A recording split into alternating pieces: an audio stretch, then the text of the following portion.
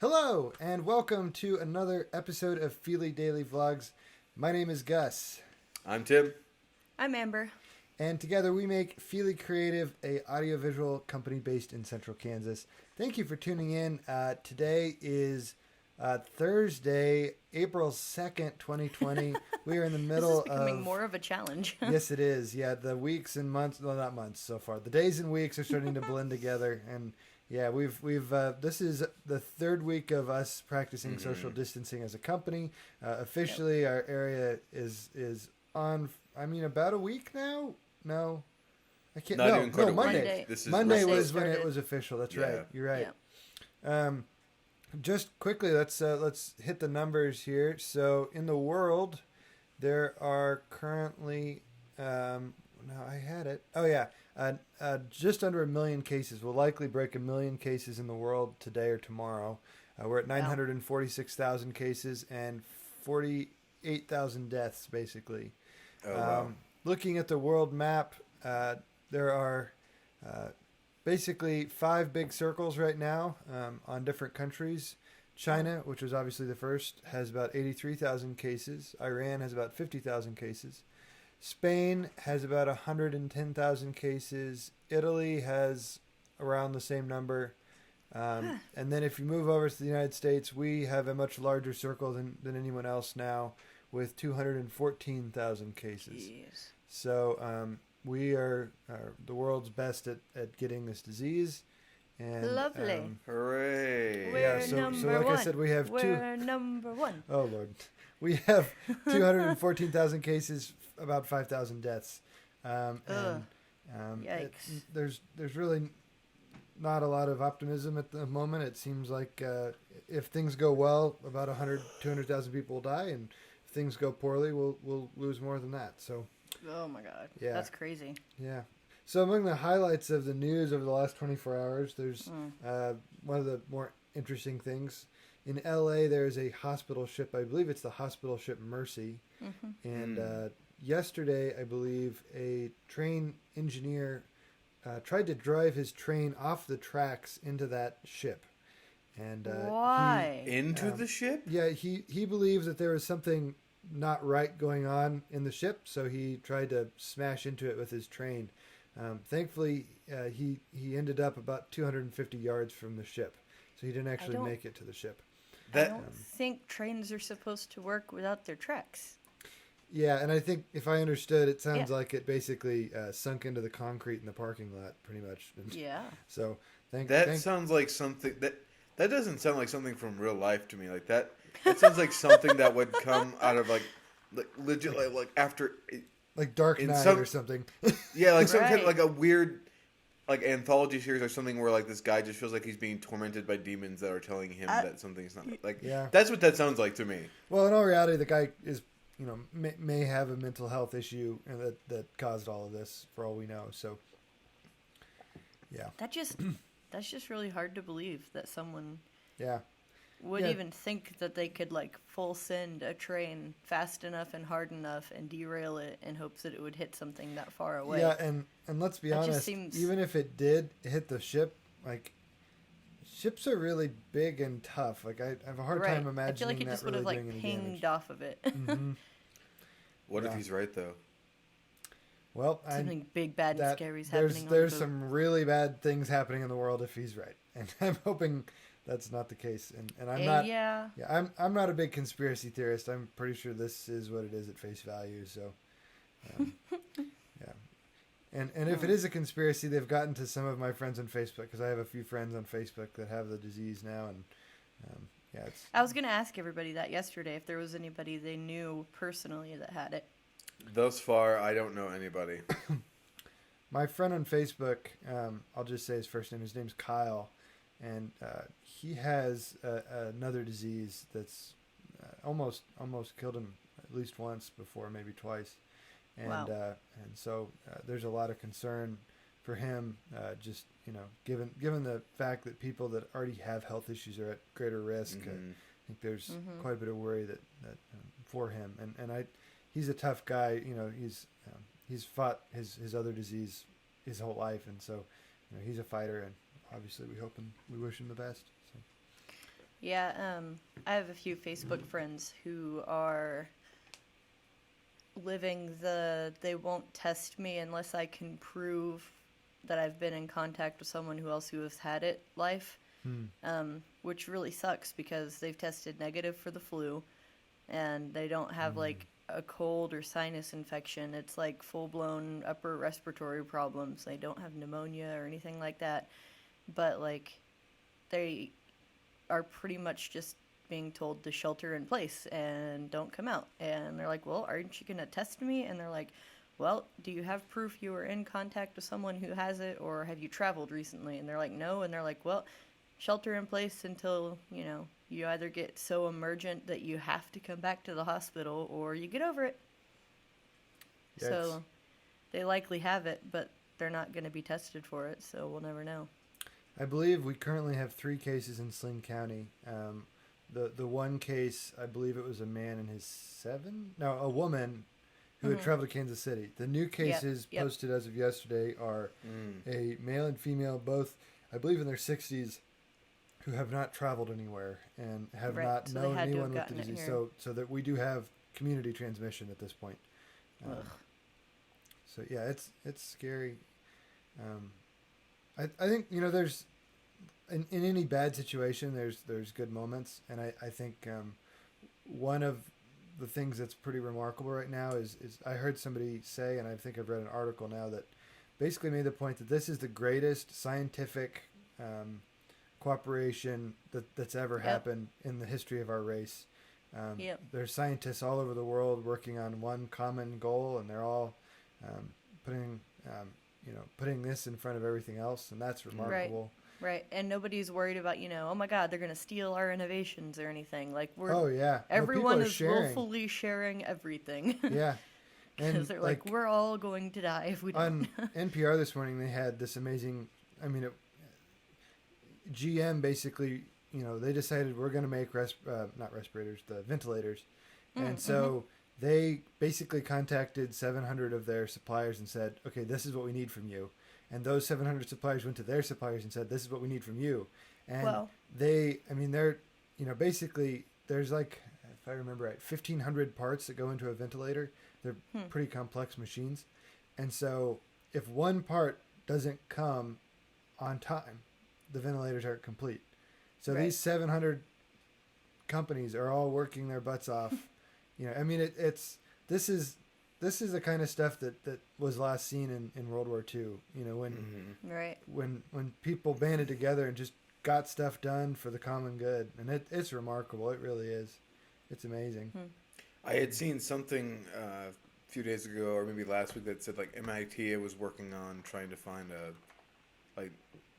an alternative to like a full blown mechanical respirator like that, like the big ones that people could get for considerably cheaper, and that would do the trick in more of a pinch situation. Not looking for iron lungs. We're looking for like a lot of them. Well, there's a company, I think they're in the Southwest, and they are bringing an innovation. I believe it's originally from Europe, and basically it's like a space helmet. It's just a plastic bag that they put over a person's head, and it's sealed around their neck. It sounds terrifying, but it doesn't. That sounds horrifying. But what it Anything does, sealed around my head just automatically screams suffocation. a lot of the people that are in need of these aren't necessarily conscious, or they're right. they're in need they of sedate you anyways while you're on a ventilator. It's not quite the same as a ventilator. I believe that like those really bad top 5 or 10% of people still need a ventilator. But I think the bottom 90% of people can get by with one of these space helmet things. And the ventilator now costs like $50,000, something like that. These space mask helmet things cost $100. So they are churning them out like crazy down there with volunteer help, and just remarkable what they're doing. I've seen a lot of like chemical companies making instead of like industrial cleaners and stuff, they're like splitting up their like giant lot buckets of this stuff and putting it into smaller bottles and selling it to the public, and all kinds of stuff. People are just like changing their production 100%. I saw it was it was a car cleaner company of some kind that was like selling like wax and like Whoa. external car cleaner, and they've like shifted their entire production to antibacterial soaps and stuff. Oh wow. And that's all they're making now. It's just mind-boggling. That's crazy. On a down note, the latest unemployment figures came out, and these are tricky because the actual surveys and things that they use to find these out are several weeks old by now.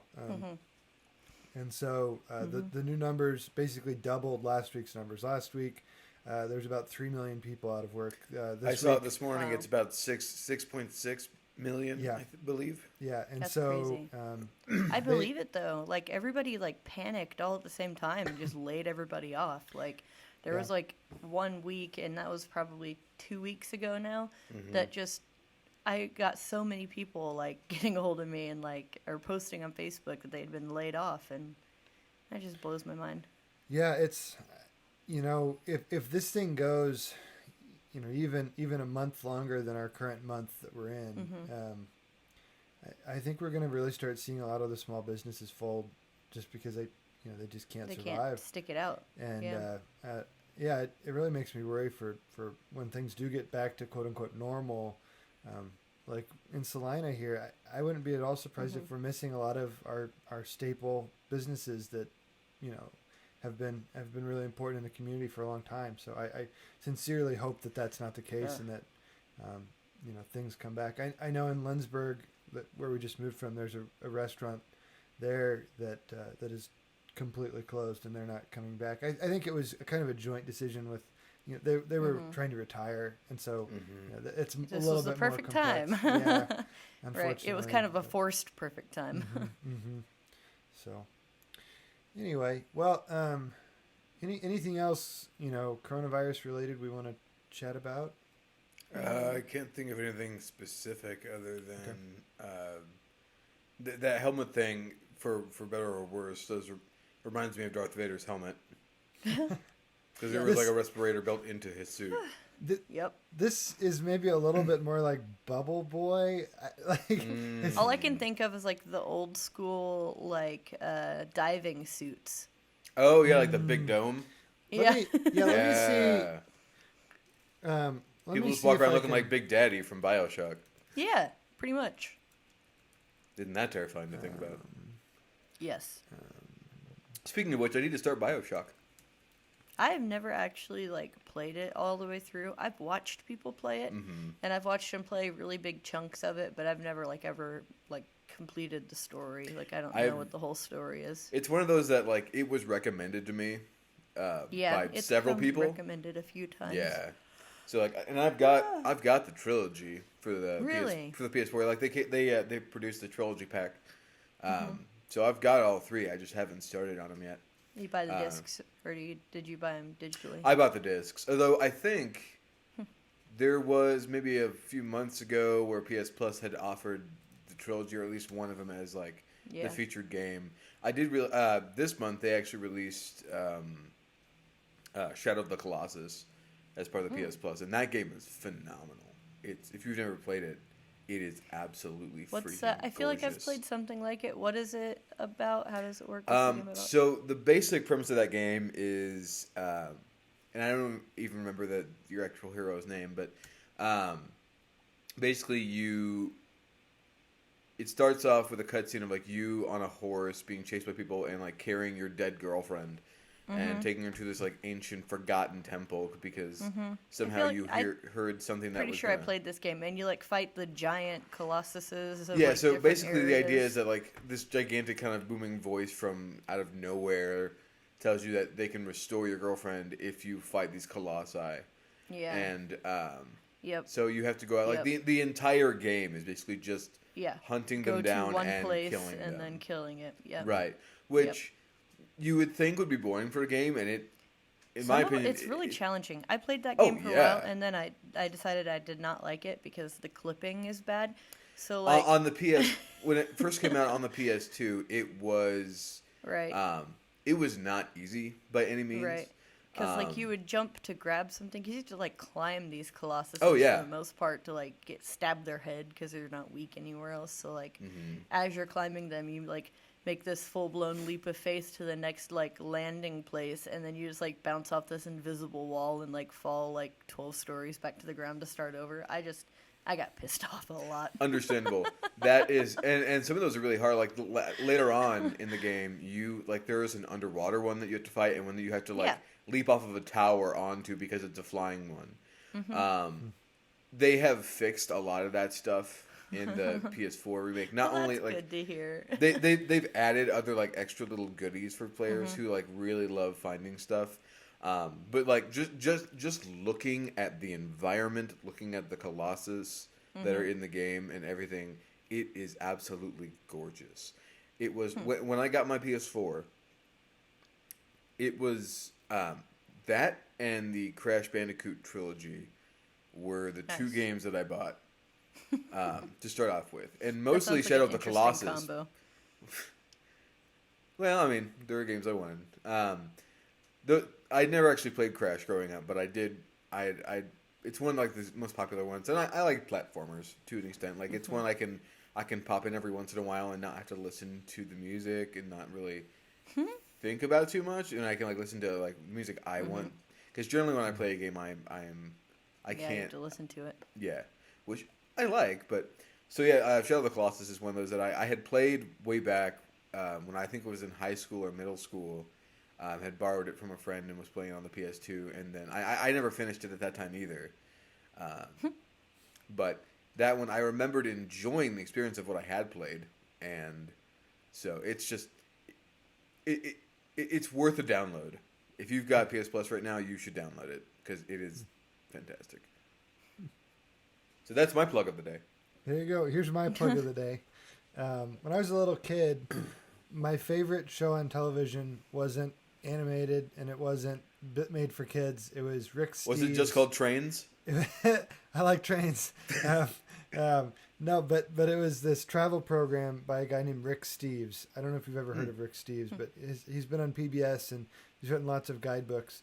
And I'm kind of trying to create a new YouTube channel where I basically help people travel the world in their fantasy. Like, that sounds weird.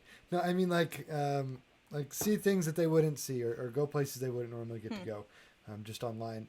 But I found he has an amazing YouTube channel, just Rick Steves, if you look him up. And you can see all sorts of interesting places, and he just gives you a wonderful guided trip. This morning we went to the Isles off of Scotland, and he was telling all sorts of interesting things about there. So that's my shameless plug of the day, Rick Steves on YouTube. Two very generic names. Rick Steves. Yeah, a little bit. Rick Steve. He does. Like what? All right. He's a pretty All right, unique Rick guy. Steve. I see what you mean by the helmet ventilators. Yeah, I sent that in the chat, Amber. Oh. If you want to see. Yeah. You know what that looks like to me? It reminds me of OG Mr. Freeze from the 1960s Batman TV show. Yeah. Yep. All right. That's what it cool. reminds me of. Okay. All I can think of is the little like brain helmet on Mojo Jojo. Mojo Jojo. That's what I got. Oh man, I haven't seen Powder Puff Girls in a long time. A long time. Okay. Mojo Jojo. Oh man. Well, do we have a question of the day? I would say, is there Or is there would you- something off of like your bucket list that that you could do within your home, or like off of like a film list, maybe even I'll say like a film or a book that you've been meaning to watch for a long time that you have gotten to? There is something that I wish I could do, or want to do. It's been a bucket list idea for a while now. It's gonna make me sound like an alcoholic probably, but I've been saving my like Crown Royal bags for years now, and I want to make a quilt out of them. Ooh, But I like that. I considered starting it while in quarantine, but there's just odds and ends stuff that I need, like batting and needles and thread and all kinds of stuff. And I don't know if I want to go out shopping for all that stuff to start that project. So And the quarantine quilt. it remains on the bucket list at the moment. But Nice. if I get tired, Do you and have I'm a waiting, do I'll you have go a do sewing it. machine? Or I oh do. wait, no, I guess quilting is different. But Yeah, yeah. I need to. I kind of really want to learn how to sew better. I like. Yeah. I learned when I was in first grade how to like hand stitch. And so like I've still retained that information, and like I can re-sew a button if I need to, but I Right. usually have to look up how to do it every time. But aside from that, like I don't. Barnabas went to work the other day, and he works in a metal shop, so like he's around a lot of like sharp chunks of metal. And he walked by and he'd snagged a pair of his jeans on like the Yeah. corner of a metal sheet, and it tore like a big hole in it. And so he brought his jeans home, and he was just gonna get rid of them, but I stitched them back together and patched them up. Nice. That's the thing. Like I want to learn how to patch because like I've had Yeah. plenty of jeans like that, or like the ones that the consistent thing I've had in the last couple of years is like a belt loop or two will come loose on Pop one off, end. yeah. And Yep, those I are the don't have worst. you can't do those by hand because I have tried and it's not possible. Yeah, you've got to like put a patch behind it and like Uh-huh. stitch the patch to the inside of the jeans, and then stitch the loop back into the hole that it tore when it broke. Exactly. Yeah. It's like, hard. I've always just had like my grandma do it because she's the one who like knows how to sew and stuff, and like I'm very tempted to buy at some point like a low end sewing machine so I can learn how to do stuff like that, just so I can be more self sufficient in that regard. But Makes sense. as far as like a list item that at least for like I'll put it this way, like my movie bucket list of ones that I had been meaning to see for a long time and hadn't. I finally watched Akira last night. I'm not familiar with that. Or Akira is like if you want to pronounce it differently, but it's one from like 1988. I don't remember who the producer is. It's a pretty famous anime movie that's out there, and it's just one that like I've heard of a long time, and it's got some very iconic moments and stuff in it, and it's not, for lack of a better way to put it, it's not for the faint of heart. Like there are some truly gruesome moments in the movie. Yes. So I take it you've seen it, Amber. Yeah, I've seen parts. Okay. So yeah, we ended up watching it last night as part of movie night because we were just trying to find something different, and we were kind of in the anime trek. So, so that one is now off my list of ones that I haven't seen. Nice. Nice. Nice. I haven't answered this one yet. I guess I think I've used this as an answer already on the vlog, but probably trying to get my model railroad up and running. It's usually model railroads are projects that last years rather than days or weeks or months, but Right. it's kind of been stalled for a good long time now, so it'd be nice to get that up and going. But I've got several other projects that are before I can get to that. So What if you build your model railroad around your garden? well, that'd be kind of cool. That's There actually is a outdoor whole ones. there's a whole segment of like toy trains, I guess I would say, called garden railroading and or Really? Oh, garden that's so cool. railroads. Yeah, and they're made to be outside and around your garden. Man, that they're- just blows my mind. You should They're- totes That do would that. just They're a get little bit bigger deteriorated scale. outside. You know, most model Yeah. railroaders use HO scale, which I don't remember what that scale actually is. And then there's smaller scales, N and Z scale.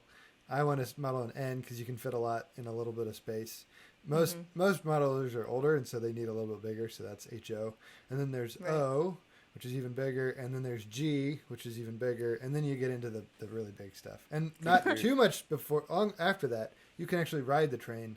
You sit on top of it, Yep. and there's Yep. this amazing place. I think it's in Oregon or Washington. It's like I don't Mountain Railroad or something like that. But you can take your train there and ride around with like hundreds of other people. There's people that have houses that are on the railroad. Wow. That's super Really? cool. Yeah, and it's like 30 miles or something of track, And so anyway, that's more than you ever wanted to know about. Well, about while I was growing up, Independence, Kansas has a small scale railroad that has a train like that you could sit on the top of it, and it's got like, I don't know, 20, 30 cars behind it that people can ride in.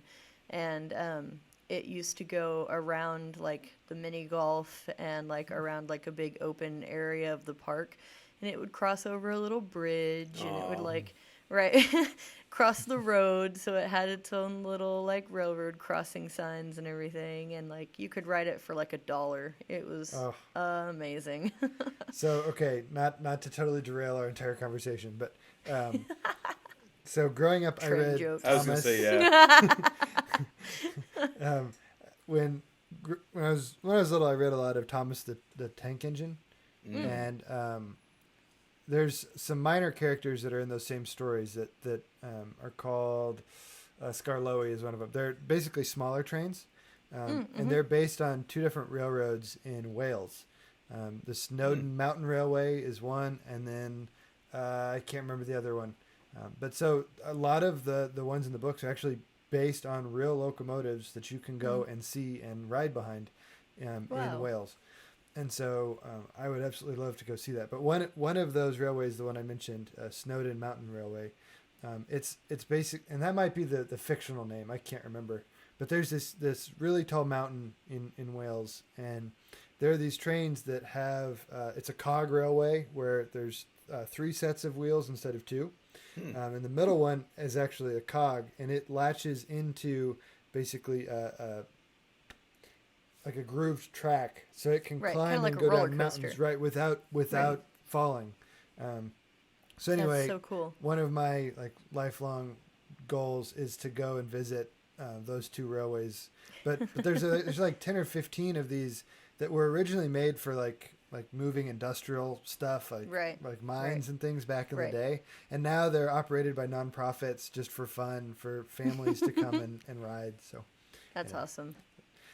Yeah. My little brother used to watch Thomas the Tank Engine, the movies and everything. We had like wooden railroad track, and that's probably like my fondest memory as a kid, because you could build whatever like railroad track you wanted, and like the Brio or the Thomas and Tank Engine, like there's 2 different brands of that wood stuff that and they would fit together, and we had a ton of both of it. Like he had a train box and everything. It was like this big square flat surface, and like underneath it were like laundry baskets full of this stuff. Wow. I mean, like That's 4 of them. Awesome. That's so cool. So like there were just bridges, and you could like go up and over the bridge even, and like under and around. Oh man, I was really building into that, and even like partly into adulthood, I still had some interest in those. And my nephew, he put an end to it all about 4 years ago. I counseled him at camp with. There was about 12 other kids that were in our cabin. So it was me and all these little kids, or high schoolers, I should say. And, but yeah, he told our entire group that I play with trains. and then at that moment, it's like, okay, well, I guess I can't play with trains anymore because it's not cool. Now I feel really weird and old and baby. Anyway, so like the innovative version of that was my little brother also had the Geo Tracks. Like the little remote control trains. Like they had a little switcher, and they would just take off and drive themselves. And like each switcher was like 2 each train. So you had like a house of like 6 or 7 different switchers that you could just like plug in. And you could run like 6 or 7 different trains, and it had forward and reverse. And like the track had little like mechanic switchers that you could switch it and change which direction they were going. And it was pretty much the plastic like version of the wooden toy that was just battery operated.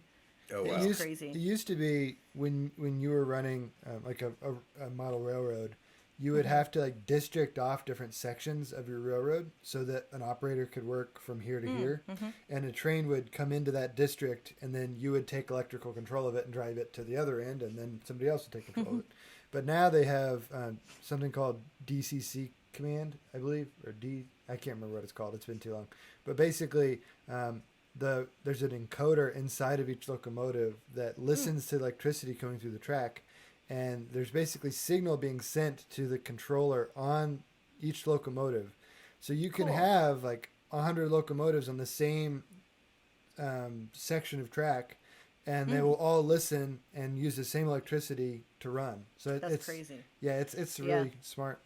Wow. GeoTrack worked more like remote control cars, but they had gears inside the train, like the engine itself. So like that little gear, it's kind of like the mountain trains you're talking about. It had that one track in the middle, and you could there was this like house that was like you could park it either in a barn or you could like change the direction your train was going and it would take off that way. But like the locomotion, like it would pull up onto this little disc, and the disc had a gear in the middle of it, so it would like sit over it and it would spin the gear and it would just rotate that whole plate. And then when you wanted it to get off, you would lock it down and it would just take off again. Whoop. It was crazy. It was so much fun. Thus ends this week's episode of Train Talk with Fili. We'll be back next week on NPR. We accidentally talked about trains to begin with, like the guy crashing the train into the ship. Yeah, you're this right. Is the train oh my gosh, episode. This is the train episode. It's been a train episode, Wow. you guys. Part 1. There will be more train episodes. Oh man. Oh, jeez. All right. I think I've got one other question for you guys. One for the It question better of the be day. train related, Tim. It could be. Okay, let's hear it. What piece of technology brings you the most joy? Trains. There is nothing else. There is only trains. What piece of technology? I'm gonna have to go with my turntable. That's a good answer. I was gonna say, for the moment, like my iPod, just because it has all my music on it, and I'm old, and I still have my iPod Classic, so because it holds a lot of music. My turntable and this old receiver. Nice. That's my favorite piece of technology. I do love the record player in my office. I just need to. I can never figure out how to get a better needle in there. Yeah.